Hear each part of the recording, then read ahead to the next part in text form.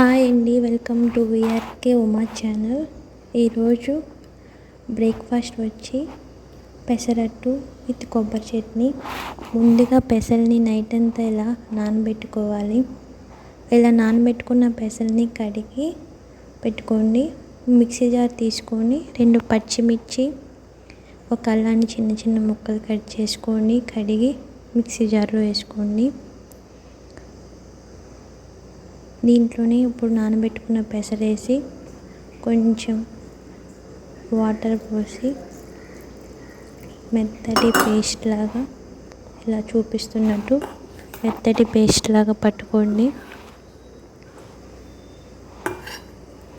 ఇలా పట్టుకున్న మెత్తటి పేస్ట్లో రుచికి సరిపడా 1/2 టీ స్పూన్ జీలకర్ర, 1/2 టీ స్పూన్ సాల్ట్ వేసుకొని మొత్తాన్ని మంచిగా కలపండి. ఇలా మొత్తం కలిపి పక్కన పెట్టుకోండి. ఇలా కలిపి పక్కన పెట్టండి. ఇప్పుడు పెసరట్లోకి కొబ్బరి చట్నీ కోసం మిక్సీ జార్లో 2 పచ్చిమిర్చి, కొబ్బరికాయలో సగం కొబ్బరి ముక్క తీసుకొని ఇలా చిన్న చిన్న ముక్కలు కట్ చేసి మిక్సీ జార్లో వేసుకోండి. చిన్న చిన్న ముక్కలు కట్ చేసుకోండి. కొబ్బరి ముక్కల్ని ఇలా మిక్సీ జార్లో వేసుకొని దీంట్లోకి టేస్ట్ కోసం 1/2 టీ స్పూన్ జీలకర్రను వేసుకోండి.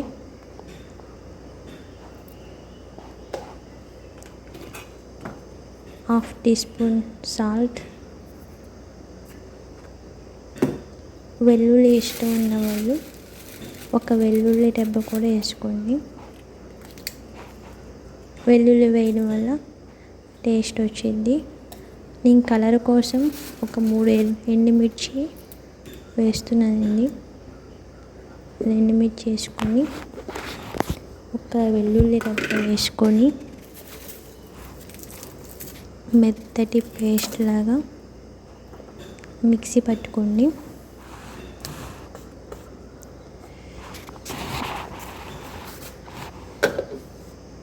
ఇప్పుడు పోపు కోసం స్టవ్ మీద కడాయి పెట్టి కొంచెం ఆయిల్ పోసి తాలింపు దినుసులన్నీ వేయండి.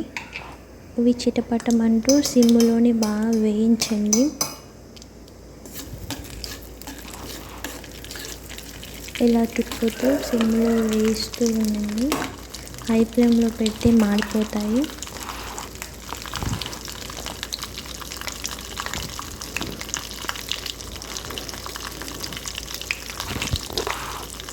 ఇలా సిమ్లో వేయించిన తర్వాత 2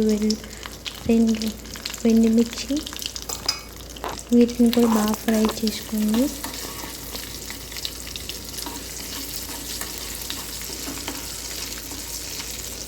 ఇలా బాగా ఫ్రై చేసిన తర్వాత మీకు కరివేపాకు ఉంటే కరివేపాకు కూడా వేసుకోవచ్చు. ఇప్పుడు తీసుకొని మనం మెత్తగా గ్రైండ్ చేసుకున్న కొబ్బరి చట్నీలో పోపు వేసుకోండి.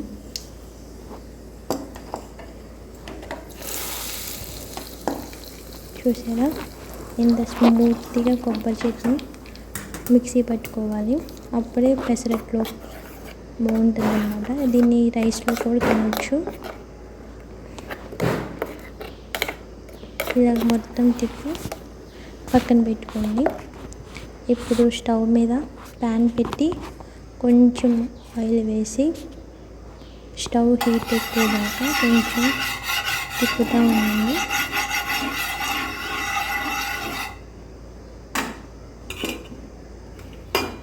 ఇప్పుడు ఒక గరిటె పెసరపిండి తీసుకొని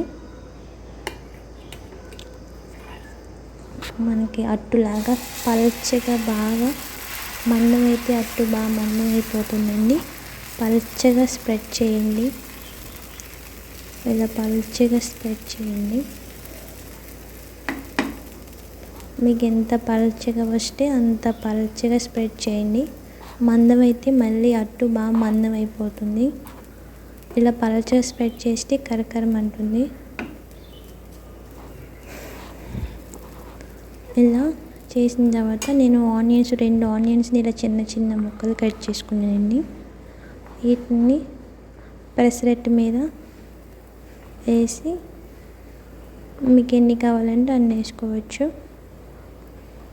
ఇలా వేసి స్టవ్ని హై ఫ్లేమ్లో పెట్టండి. అప్పుడే పెసరట్టు బాగా ఉడికిద్ది.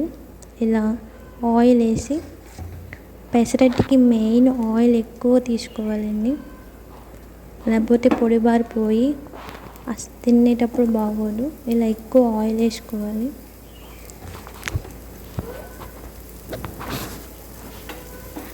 చూస్తున్నారు కదా,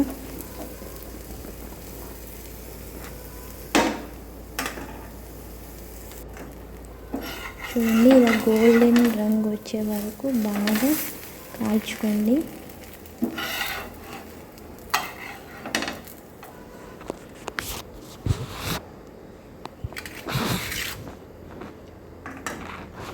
ఇప్పుడు పెసరట్టు వేసే ముందు సిమ్లో పెట్టండి, లేకపోతే హై ఫ్లేమ్లో ఉండడం వల్ల అట్టు సరిగ్గా స్ప్రెడ్ అవ్వదు.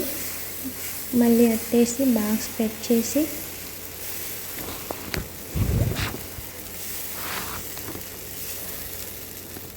కొంచెం ఆనియన్స్ వేసి ఆయిల్ వేయండి.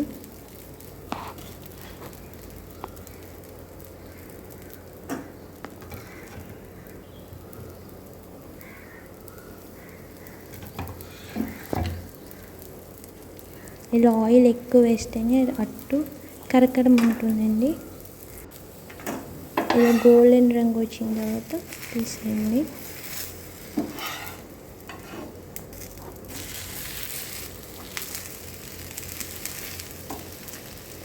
మీలో ఎంతమందికి పెసరట్టు ఇష్టమో కామెంట్ చేయండి.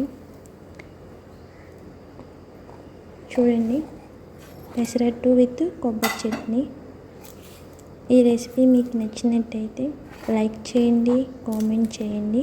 చూడండి ఎంత స్మూత్గా. దీన్ని ఎక్కువ ప్రోటీన్స్ అన్నీ పెసరట్టు తినడం వల్ల మంచి హెల్త్ బెనిఫిట్స్ ఉంటాయి. Thank you so much.